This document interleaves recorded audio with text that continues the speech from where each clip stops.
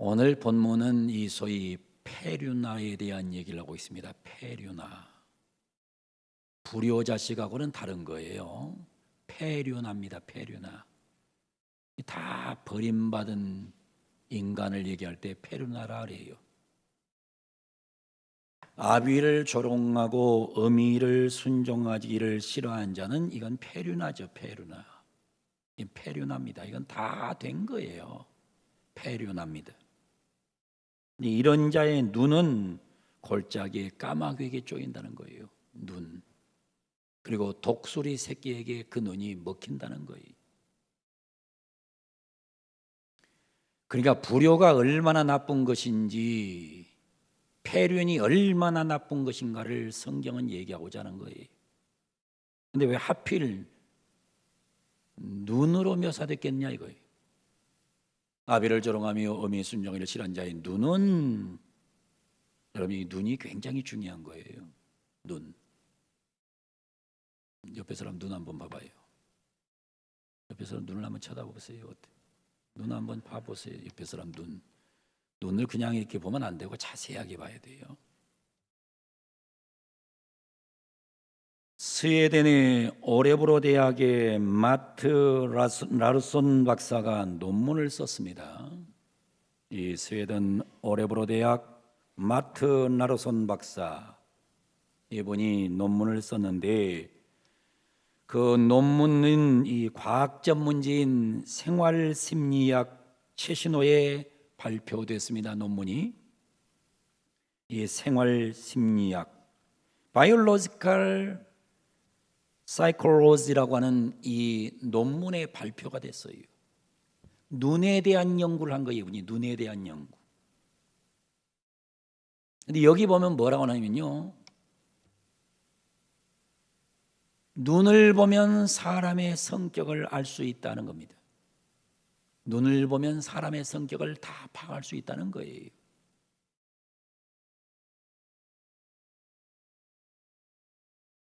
그러니까 사람이 이렇게 눈을 딱 보는 순간에 그 사람의 상태를, 그 사람의 성격을 파악할 수 있다는 거예요. 이분이 소위 그 인간의 눈의 이 동공을 연구해가지고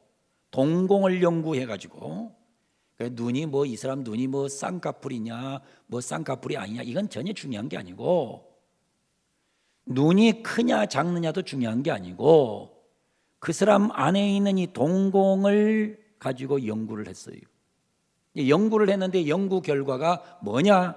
연구 결과는 눈을 보면 사람의 성격을 알 수 있다. 사람이 눈이 굉장히 중요한 거죠. 성경도 말하는 거죠. 그래서 사람들은 눈은 뭐라고 그러냐? 눈은 마음의 창이라 그래요. 눈은 마음의 창이다. 그러니까 그 사람의 마음을 볼 수 없는데 눈을 보면 마음을 알 수 있다는 거예요. 여러분 눈 보면 알잖아요. 저 사람이 나를 좋아하는지 싫어하는지, 저 사람이 내게 관심이 있는지 없는지, 저 사람이 내게 불만이 있는지 없는지, 저 사람이 내게 미움이 있는지 없는지 눈 보면 안다는 거예요. 그래서 눈은 마음의 창이다, 혹은 눈은 마음의 등불이다, 눈은 마음의 거울이다, 이런 말이 있는 거예요. 눈이 그만큼 중요하다는 거죠. 성경은 뭐라고 하냐면 눈에 대해서 말씀하고 있는데 첫 번째 교만한 눈을 얘기하고 있습니다. 교만한 눈. 잠언서 6장 17절에 나와요. 또 곧 교만한 눈과 눈을 보면 벌써 교만한지 겸손한지 알 수 있다는 거예요. 여러분 알 수 있나요? 여러분 어때요? 알아요 몰라요? 최영춘자노님 알아요 몰라요? 잘 몰라요? 나는 그냥 보면 아는데. 여러분 교만한 눈인지 겸손한 눈인지 보면 아는 거예요. 이 사람이 벌써 눈을 딱 보면 교만하구나. 자세히 보면 알아요. 그냥 언뜻 보니까 관심이 없으니까 모르는 거지, 보면 압니다. 교만한 눈인지 겸손한 눈인지를 그냥 압니다. 교회에 와가지고 이렇게 걸어다니는 모습, 행동하는 모습, 눈빛을 보면 이 사람이 신앙이 정상인지 비정상인지 압니다. 두 번째는 음란의 눈이 있다 그랬습니다. 베드로후서 2장 14절 나옵니다. 음심이 가득한 눈을 가지고 그랬습니다. 눈을 보면 음심이 있는지 없는지 안다는 거죠. 벌써 눈을 가지고서 벌써 이 묘한 행동을 하는 사람들이 있는 거지요. 그래서 음심이 가득한 눈을 가지고 범죄하기를 그치지 아니하고 굳세지 못한 영혼들을 유혹하며 탐욕에 연단된 마음을 가진 자들이니 저주의 자식이라. 음심이 가득한 눈이 있다는 거지. 세 번째 보면 귀신 들린 자의 눈을 보면 절대로 귀신 들린 자는 정상적인 눈과 마주치지 않습니다. 여러분, 귀신 들린 자의 귀신을 쫓아내려면 제일 먼저 능력 있는 주의 종이나 능력 있는 성도나 기도하는 사람이 그 사람 눈을 잡지 못하면 귀신을 못 쫓아냅니다.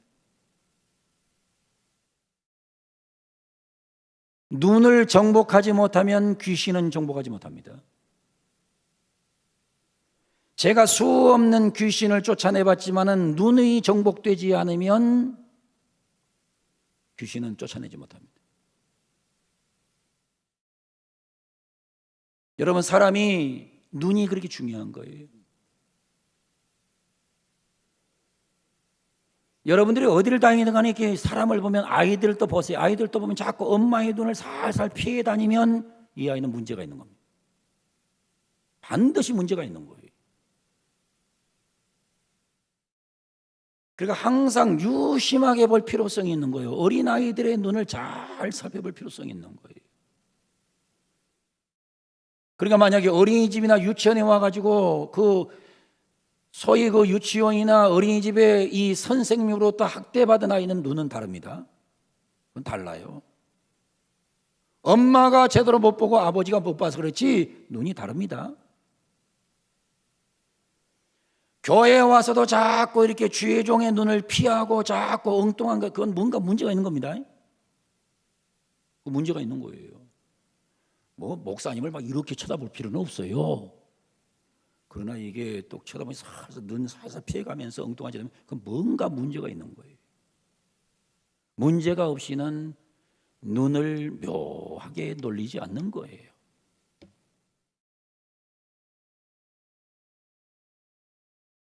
항상 귀신 들린 사람은 절대로 능력 있는 주의 종을 바로 쳐다보지 않습니다. 눈이 그렇게 중요한 거예요. 그러니까 항상 우리가 중요한 것은 이 눈에도 종류가 많아요. 교만한 눈이 있고 음란한 눈이 있고 귀신 들린 눈이 있고 이런 눈들이 있는 거예요. 페르나의 눈도 그래요. 페르나의 눈도. 아비를 조롱하고 엄히 순종하기를 싫어하는 자의 눈은 반드시 문제가 있는 거예요. 아비를 순종하지 않아, 어미에게 순종하지 않아. 그러나 그런 사람의 눈은 벌써 눈병이 들어있는 거예요. 그렇기 때문에 하나님은 뭐라고 말씀하느냐? 그런 자의 눈은 골짜기에 까마귀가 쪼아 먹어버리고 독수리 새끼가 먹어버린다는 거예요.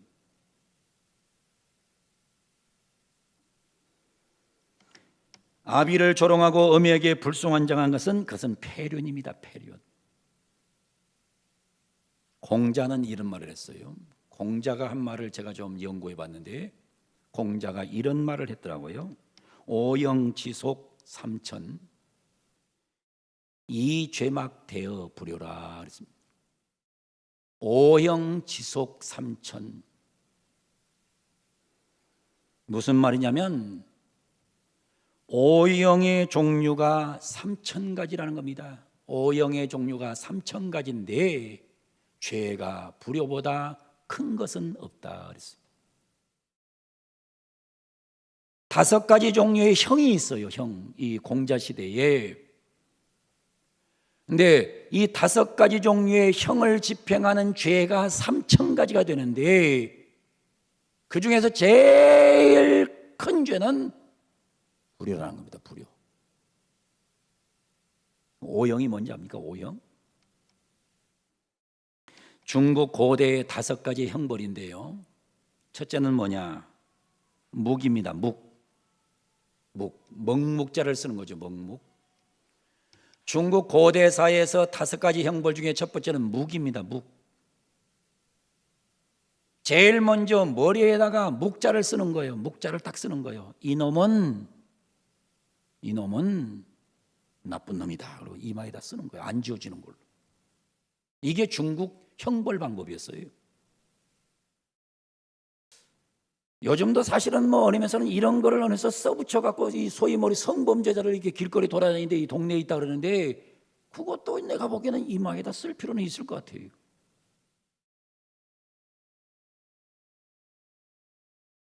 두 번째가 뭐가 있냐면요. 두 번째는 의입니다. 의. 근데 무슨 의자이냐? 이 의자가 좀 어려운 자예요. 코벨의입니다. 코벨의. 두 번째 형벌이 뭐냐? 코를 베는 겁니다. 코를 베버리는 거예요. 이게 두 번째 중국 고대의 형벌 방법이었어요. 그러니까 형에 따라서 형이 좀 낮으면 묵자를 쓰는 거예요. 이마에다가. 그리고 그 다음 단계는 뭘 하느냐? 그 다음 단계는 코를 베버리는 거예요. 세 번째 방법이 뭐냐면 비입니다. 비. 발꿈치 벨비입니다. 발꿈치 벨비. 벨비. 뭐라는 겁니까? 발을 잘라버린 겁니다. 세 번째 방법은 발을 잘라버리는 거예요. 이게 고대 중국에서 치러졌던 방법이에요. 네 번째 형이 뭐냐? 네 번째 형은 궁입니다. 집궁자지요. 생식기를 없애는 벌입니다. 생식기를 없애버리는 거예요. 이게 네 번째 형벌 방법이었습니다. 사마천이 받은 궁형이죠. 사마천이 궁형을 받았습니다. 마지막으로 5번째가 중국 고대의 5번째 형벌, 그는 대벽입니다. 대벽. 임금벽자를 씁니다. 임금벽. 마지막은 죽이는 겁니다. 그래서 사형은 마지막 방법이었습니다. 그런데 이 오형을 집행하는 이와 같은 집행 방법이 중국에 무려 3,000개가 있었다는 겁니다. 근데 이 3,000개 중에 가장 무서운 형벌이 뭐냐? 불효죄입니다. 불효가 그만큼 나쁘다는 거예요.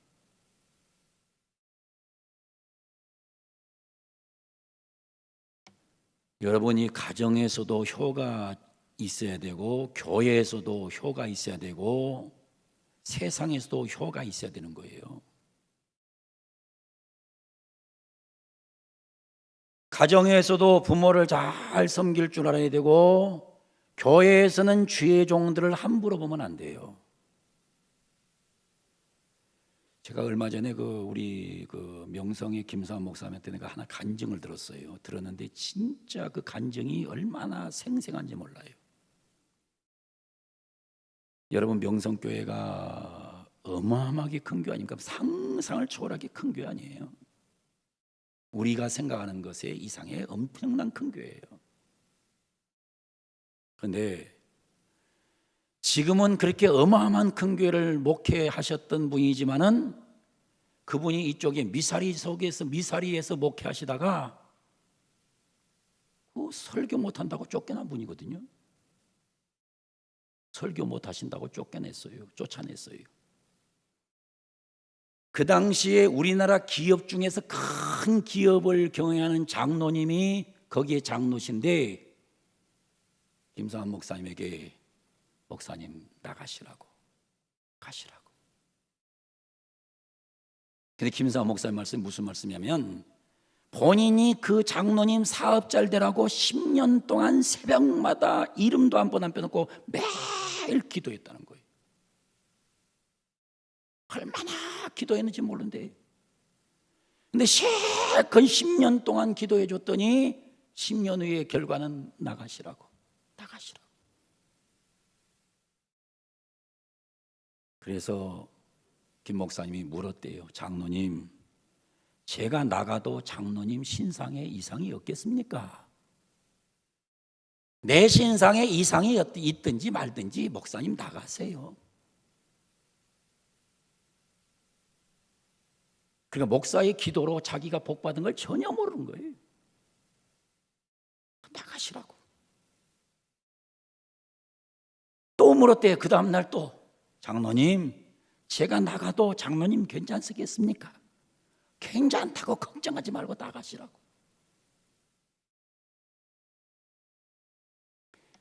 그러니까 뭐 위대하고 특별한 사람 뭔가 특징이 있는가 봐요. 그때 그 광성교회 연세 많이 드신 목사님을 김사한 목사님이 모시고 와가지고 그 장로님과 대면하고, 그러면 이 목사님 앞에서 내가 나가도 장로님에게 괜찮다고 하는 것에 보증을 쓰니까 그 보증을 서도 제가 나가도 되겠습니까? 그랬더니 김창희 목사님 앞에서 내가 맹세를 하는데 나가셔도 된다고. 그러면서 얼마를 준다고 그러냐면 300만 원을 준다고 그러더래요. 그 당시에 영성교회가 개척되기 전에 40년 전에 300만 원. 300만 원이면 그거 갖고 뭐 할 수 있으면 잠실에 가서 상가를 얻을 수 있는 돈이었대요. 잠실에. 그래서 잠실에 가서 상가를 다 알아보고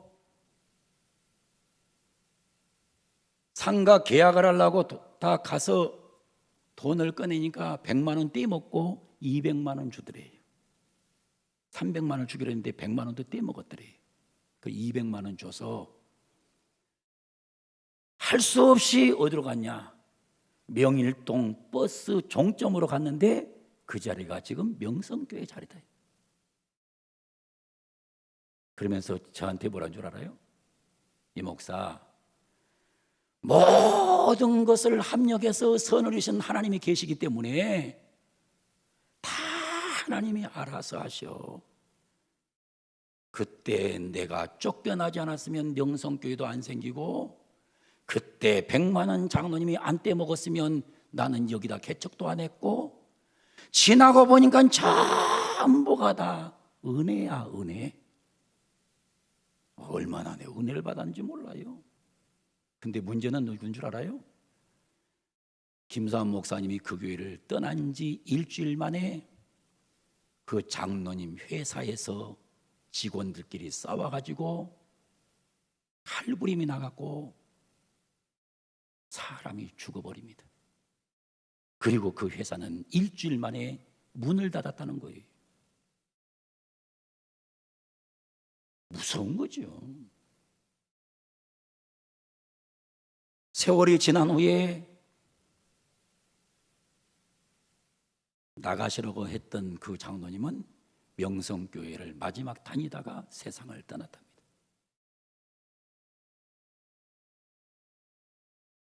어디를 가든지 우리는 알아야 되는 거예요. 그게 뭐냐? 가정에서는 부모 잘 섬기고, 교회에서는 주의 종들 잘 존중하고, 세상에서는 어른 잘 인정하고, 만물의 주인 되신 하나님 아버지 잘 섬기면 우리에게 반드시 복이 오는 겁니다. 복 받을 일을 해야 복을 받는 거예요. 복 받을 일도 안 해놓고 복 달라면 어떻게 하나님이 복을 주겠어요?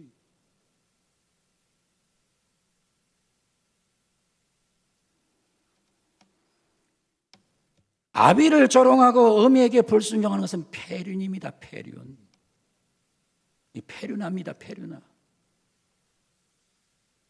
그래서 우리가 해야 될 일이 있어요. 마지막으로 우리가 해야 할 일, 첫째, 지혜로운 아들이 돼야 됩니다. 지혜로운 자식이 돼야 돼요. 잠언서 15장 20절이 말이에요. 지혜로운 아들은 아비를 즐겁게 하여도 미련한 자는 의미를 업신여기느니라. 여러분, 언제든지 부모를 즐겁게 해드려야 되는 거예요. 부모를 즐겁게. 항상 어디 가든 간에 부모를 즐겁게. 이게 삶의 원칙이 돼야 그 사람이 복을 받고 사는 거예요. 오늘 말씀 듣는 우리 성도 여러분, 지혜로운 아들, 딸이 되기를 주 이름으로 축원합니다. 지혜로운 신자가 되기를 바랍니다. 어리석은 신자로 살지 마세요. 자기가 복을 받는 길을 선택할 수도 있고 자기가 잘못된 길로 갈 수 있는 길을 선택할 수도 있는 거예요.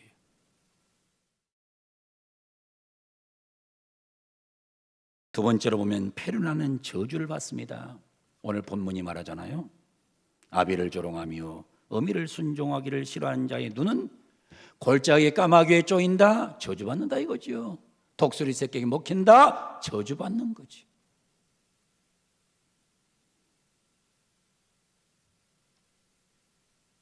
부끄러운 일을 당합니다.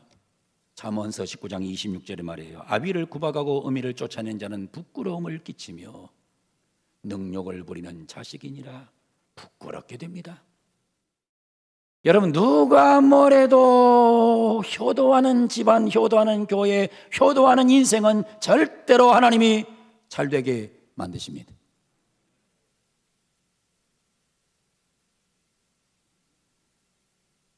페르나는 저주를 받아요. 출애굽기 21장 15절에 말해요. 자기 아버지나 어머니를 치는 자는 반드시 죽일지니라.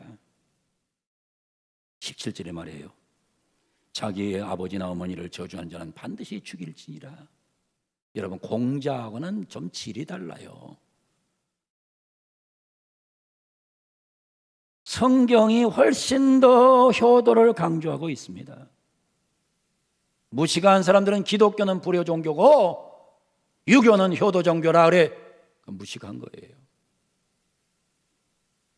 성경이 더 훨씬 더 효를 강조하고 있어요.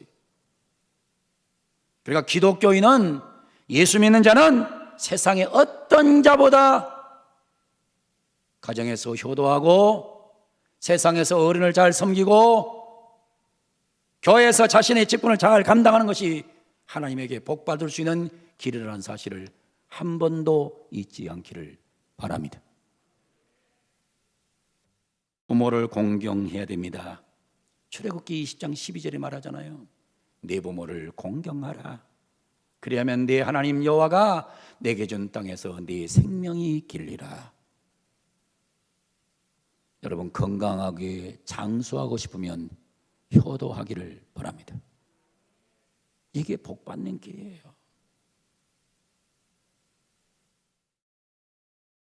잠언서 23장 25절에 말합니다. 네 부모를 즐겁게 하며 너 낳은 어미를 기쁘게 하라. 사람이 그러잖아. 항상 우리가 삶을 살면서 뭐를 해야 돼요? 부모를 즐겁게 하고 어머니를 기쁘게 하고.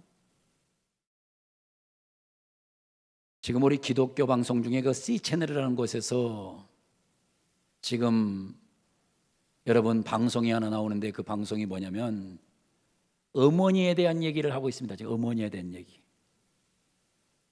연세든 목사님들이 나오셔가지고 내 어머니는 어떤 어머니였다 이런 얘기를 합니다. 그러면서 그 목사님들 연세든 어머니가 내 어머니는 어떤 어머니다 그런 방송을 들으면서 아주 시청자들이 계속 우는 소리가 들린답니다. 얼마나 많이 우는지 모른다는 거예요. 지금 3회가 진행돼서 3회. 그래 저보러 그러더라고요. 방송국의 사장이 목사님 어른들 좀 하고 나서 목사님도 나오셔서 목사님 어머니에 대한 얘기 좀 해주세요. 그래서 제가 어머니에 대한 얘기를 언젠가는 방송에서 할 거라고 생각이 돼요. 참 우리 어머니는 참 묵직했거든요. 웬만하면 참고 말을 안 했거든요. 우리 아버지는 화를 내면 버럭 내지만 우리 어머니는 그런 게 없었거든요. 어머니 하면 여러분 생각나는 게 많잖아요. 어머니만 생각하면 얼마나 할 얘기가 많아요.